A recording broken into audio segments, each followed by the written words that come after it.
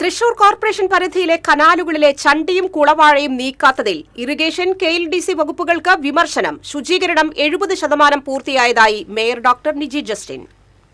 Corporation council ഹാളിൽ ചേർന്ന മഴക്കാല പൂർവ്വ ശുചീകരണ പ്രവർത്തനങ്ങളുടെ അവലോകന യോഗത്തിലാണ് വിമർശനമുയർന്നത്. ഇത്തവണ ഫെബ്രുവരി 16-ന് 2,30,00,000 രൂപയുടെ ഫണ്ട് അനുവദിച്ച് പ്രവർത്തനം തുടങ്ങാനായതാണ് മഴക്കാല പൂർവ്വ ശുചീകരണ പ്രവർത്തനങ്ങളിൽ മുന്നേറാനായതെന്ന് മേയർ ഡോക്ടർ നിജി ജസ്റ്റിൻ ചൂണ്ടിക്കാട്ടി. വിവിധ ഡിവിഷനുകളിൽ ശുചീകരണ പ്രവർത്തനങ്ങൾ കരാറെടുത്ത ഒരു കരാറുകാരൻ പണിയൊന്നും ചെയ്യാത്തത് പ്രതിസന്ധിയായിട്ടുണ്ടെന്നും ആ കരാറുകാരനെ കരിമ്പട്ടിയിലാക്കണമെന്നും പ്രതിപക്ഷ നേതാവ് TR ഹിരൺ ആവശ്യപ്പെട്ടു.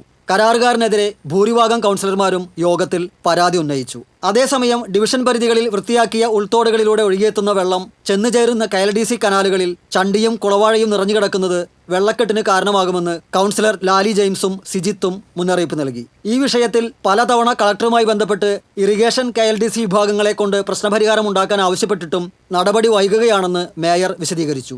അരനാട്ടുകര, കടവാരം, വടൂക്കര, പുത്തൻതോട്, പുല്ലഴി കനാൽ തുടങ്ങിയിടങ്ങളിൽ കുളവാഴ നിറഞ്ഞുകിടക്കുന്നത് ഭീഷണിയാണെന്ന് കൗൺസിലർമാർ പറഞ്ഞു. കോർപ്പറേഷന്റെ സ്വന്തം JCBയും ഹിറ്റാച്ചിയും ലഭ്യമല്ലാത്തതും അനുവദിക്കപ്പെട്ട DLR തൊഴിലാളികളെ കിട്ടാത്തതും ശുചീകരണ പ്രവർത്തനങ്ങൾക്ക് തടസ്സമാണ്. മഴക്കാല ശുചീകരണ പ്രവർത്തനങ്ങൾക്ക് കൗൺസിലർമാർക്ക് അനുവദിച്ച ഫണ്ട് സാങ്കേതിക കാരണങ്ങളാൽ ബാങ്കിൽ നിന്ന് ലഭിക്കാത്തതുമൂലം കയ്യിൽ നിന്ന് പണമെടുത്ത് പ്രവർത്തനം നടത്തേണ്ട സ്ഥിതിയാണെന്നും കൗൺസിലർമാർ ചൂണ്ടിക്കാട്ടി.